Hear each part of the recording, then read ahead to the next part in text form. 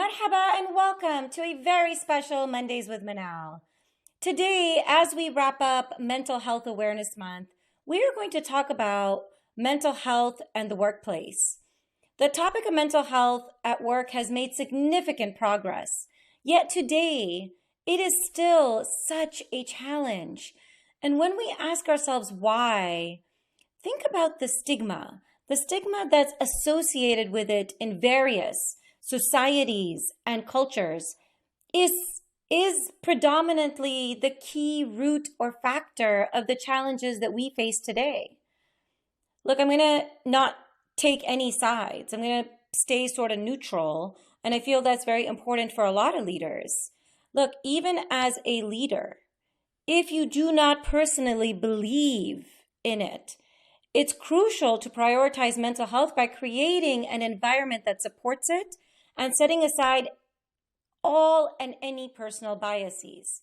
Because as objectivity remains, it is not a secret, and lots of studies and lots of pilot groups have shown that flourishing employees in thriving cultures contribute to more productive workplaces, higher innovation, and better collaboration. So if these are the end state goals that we are looking for as companies and corporations, then we really need to level up our own stigmas and biases. All good strategies start with identifying the problem. To improve on mental health strategies in the workplace, it's so crucial to tackle the root cause, which is stigma, something that is not really put at the forefront and probably why we aren't succeeding like we should be in creating thriving environments for our employees. I read a great article from HSI, which also references an amazing article from McKinsey, and they both talk about stigmas and how they're impacting workplace mental health strategies. If we define stigma as HSI and McKinsey define it, it's defined as the shame, the bias, and the prejudice faced by those who face mental health or substance abuse issues.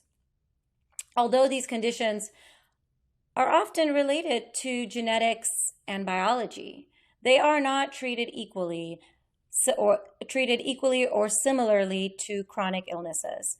This is so important. It's high time we realize the harmful impacts of stigma and adopt more compassionate approaches towards our initiatives and really, have passion and have an understanding that if we want our workplace environments to have productive and thriving employees, that this is an initiative that should not be last on the list. And ask yourself today, as a leader, is this even an initiative in your 2023 roadmap? Before we dive into tactical strategies to implement mental health initiatives in the workplace, it is so important to understand stigma and its impacts. The National Academy of Medicine outlines 3 forms of stigma. The first form, which is so important, especially for leaders, is self-stigma. This is when we internalize negative assumptions and stereotypes, which leads us to believe we are broken. It harms our sense of self-worth and makes it difficult to seek help for our own mental health or how we see others with mental health. Public stigma is society's negative attitude towards people with mental health concerns, and it creates environments where we feel discredited, feared, and ultimately isolated. These are not adjectives that you want to explain or represent workplaces, neither society, but today we're focused on workplaces. Structural stigma. Number 3, this is institutions. This refers to systematic discrimination and cultural norms and institutional policies. making individuals feel like they don't belong in the workplace, whether it's intentional or not. It's tough. This is a very tough subject, and it is very difficult to tackle tough subjects like this that have feelings associated with it when creating your people initiatives at work. But it is ever so important, right? When an individual does not feel like they belong, being stigmatized adds another layer of difficulty. It can make a difference by if we work together and try to break down some of these barriers and build more inclusive work environments. Remember, this is a little bit of Manalism, respecting others does not require agreement or understanding.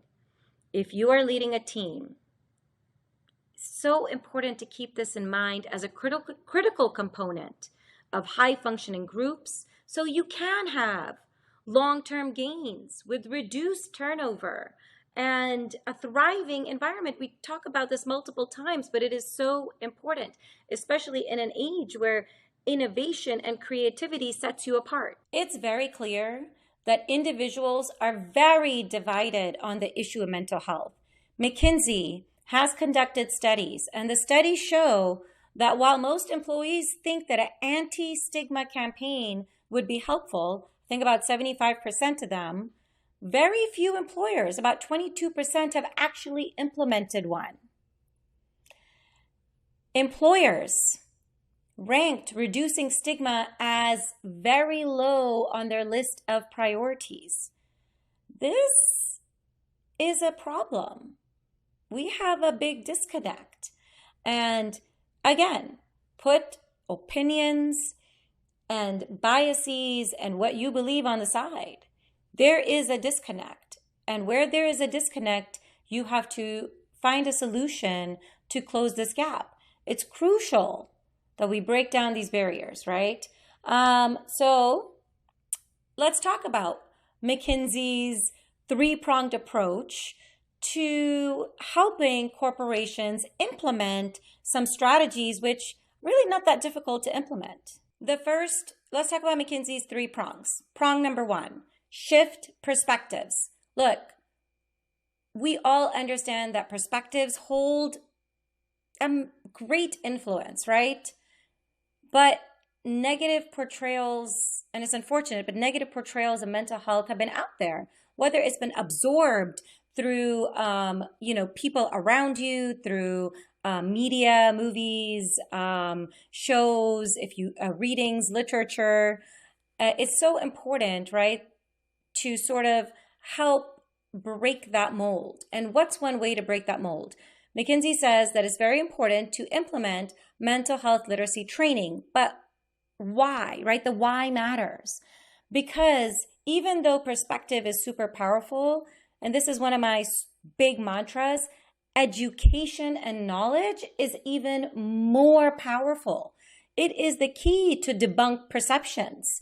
And it is so important to have training that helps teams recognize behavioral health challenges in the workplace and sort of break through some of these negative stereotypes. After knowledge and literacy comes recognition, and it's so important to arm leaders with training that helps them identify distress signals. It is important because when you are able to identify and predetermine these signals, you are able to provide better support and put actionable solutions in place, right?